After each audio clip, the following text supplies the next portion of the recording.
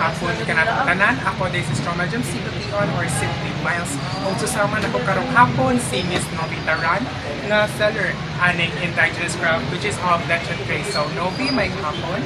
One second, sir. I love the energy and I would just like to ask as well, Novi, how are you doing today? I'm good naman, sir. Amazing. So, since we are feeling it amazing, so I would just like to ask regarding as well with this craft, could you tell me more about it, Miss Novi?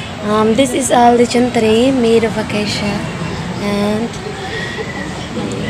Okay, so thank you as well for getting me into the details with the tray. So I would like to ask as well the second question. How long na mo na maligya aning lechon craft? coming 2 years this year, sir. In May, coming 2 years. I see. So it's already be as well. They would be now 2 years into the business and it's still as well thriving and preserving this indigenous craft. And lastly, I would just like to ask Novi, how much is the price range of this craft? It's only 750 pesos, sir. 750 pesos. Do you hear the price clearly? You could save a lot specifically with this product. And regarding as well this one, this craft shows the perseverance and how our creativity as Filipinos transcends barriers, even of times and generation. So once again, this is Matt and salamat kayo as well, Ms. Novi, Thank you, sir. for giving me the opportunity to share this craft and as well as the wonderful idea behind this. So once again, this is Miles signing off. As told by Ms. Taran, lechon trays are usually carved out of a slab of wood from a variety of trees, usually Germalina and even Acacia, with the sole purpose of being the bearer of one of the most delicious delicacies in our province, that of the famous lechon.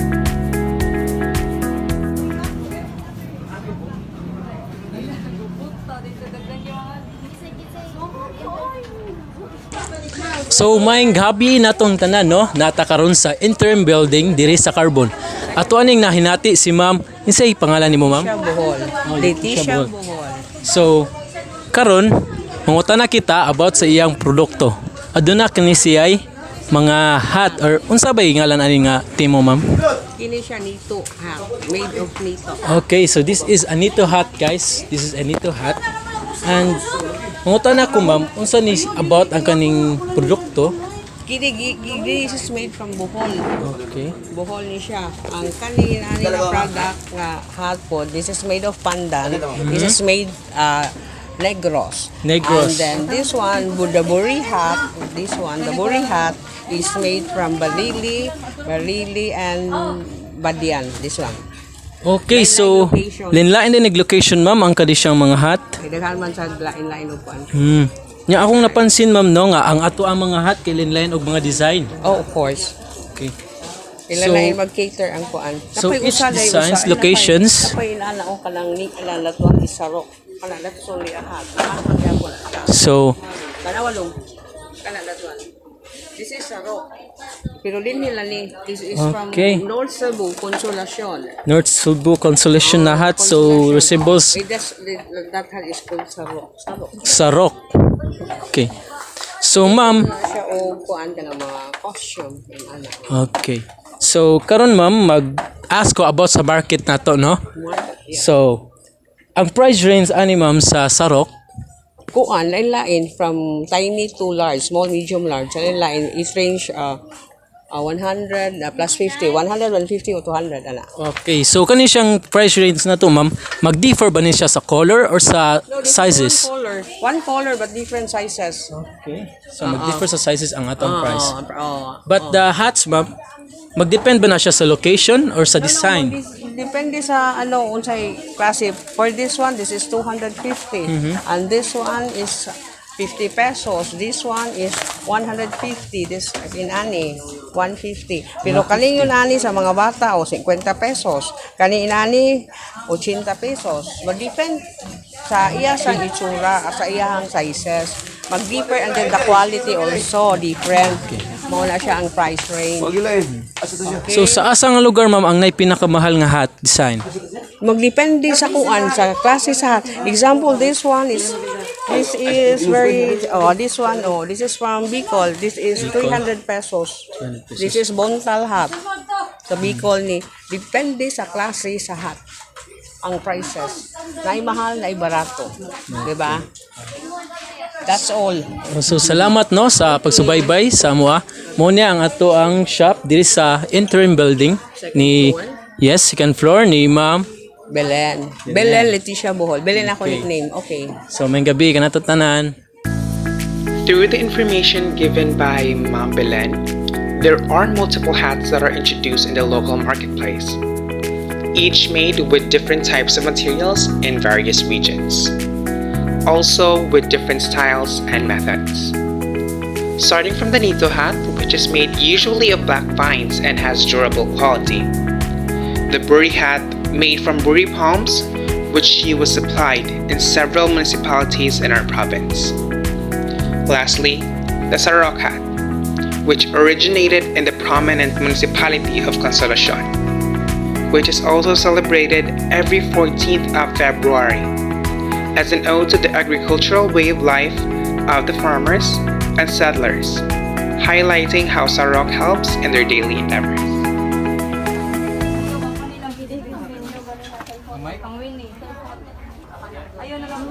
Good evening everyone. My name is Eden May Hindab. So nata diri sa atong usa nga kanang tagiya sa this place and kanang mangutana ta niya og few questions. But sir, what is your name first?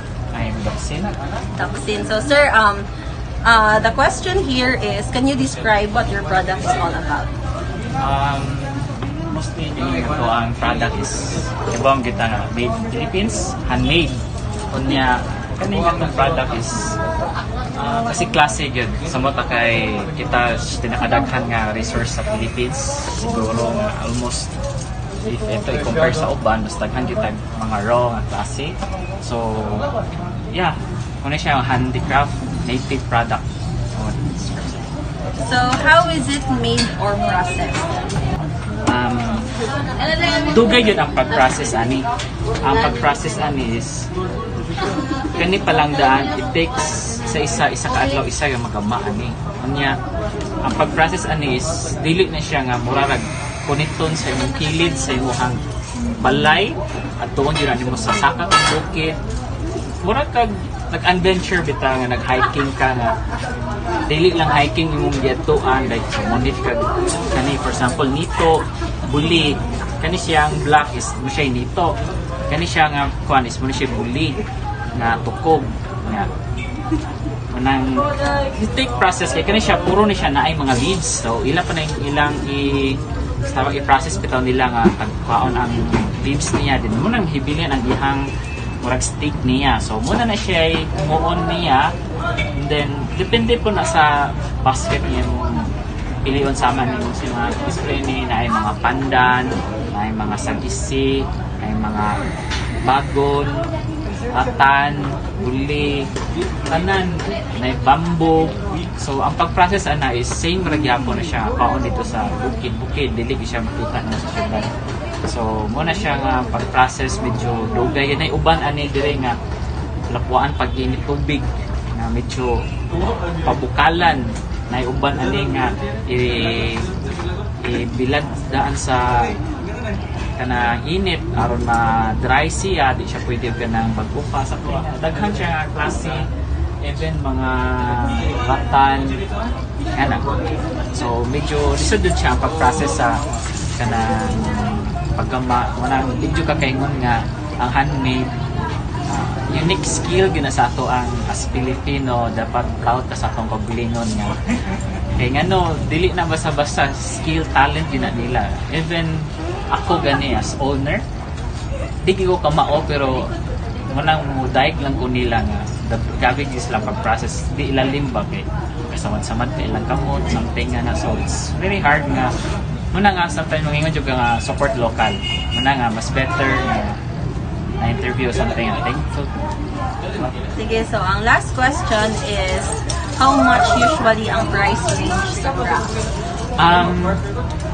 Sa tinud lang is very sad man kayo ato ang price diri sa Philippines kay ngano if imong tan-awon ang everyday daily gid mo sa maggama kaan sa ilaha ko. Sa mua medyo okay kay kami may mo sell, pero sa part as mga weaver, mga maker is very cheap kayo ba? Mo to na nga mostly mga exporter mudong diri sa Pilipinas kay diri sila mamalit kay cheaper ta nga prices. And ato siya sa gawas for example dito siya sa something area sa western country na may mga handicraft na dito. Expensive kasi sila. Di po nila kaya ang ato na design. Nagini ilaha nga same sa to ato. Kung ikumpara sila ilaha ang price ito is times 200. Kung nagbaligya kag 100 diri ilaha ko 1,000.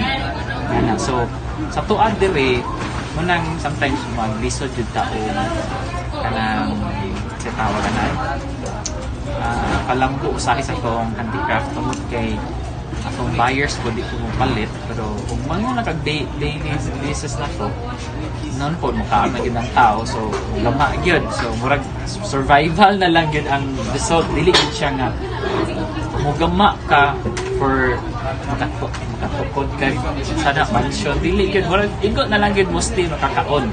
So mura pa na mong makuan na mo nga kami as seller, mura po yung matabang ang pag-resell sa ilang mga piligya.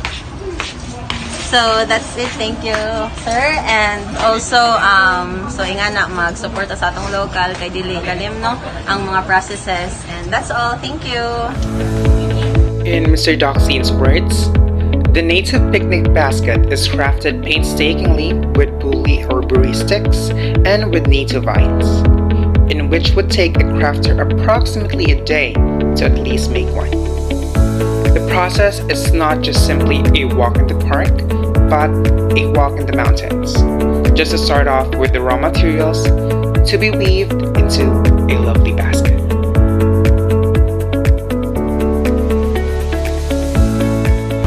Ano ba mga maker ba, mga talent? Muna yung hadlok mo kay by the next 10 years, ma-face out siya. Muna yung hadlokan ako ron. Muna nga, ako ang spark. Ako naglantaw yun ko nga, mahimo, di siya mawala ba. Okay? Proud din, as Philippines, as Pinoy beta, proud din sa itong product, di ba? Imagine na, mawa na sa ito yung ano ba yung sumusunod? Ayaw yung sumusunod. Kaya sad siya, pero mura yun na ang dakong ni mga ino na may bawag yun, igalahan niya, i-face out, pero magtanaw lang yung ka sa kanang draft ba nga, kuan ba, sa una mo harvest of 10,000 a week. Kanang isa ka product ba, 10,000 a week. Pero karon pagduk kanang year 2000 to 2010 mo harvest na 10,000 ha, pero karon 2024 to year 2023 nara sa 1,000, 9,000 ang nawala sa sunod sa 10 years. By the next 10 years pila na po mawa sa 1,000, gets mo? Pero pag nakagamay ba mga magdamaay, so wala nga mahimo ko katabang or nung sa pagsulpat din katabang narag na mo sa nung pag-promote sa ilang mga product. So muna nga kamo sa inyo na mo yung mga support yung local, even ko dili ba handicraft, even mga baktiya sa public, support yung local para ma-face out ang atong mga skills, mga talent sa mga Pilipino. Muna siya kung i-atin nyo gusto mo kay boss ang ano to.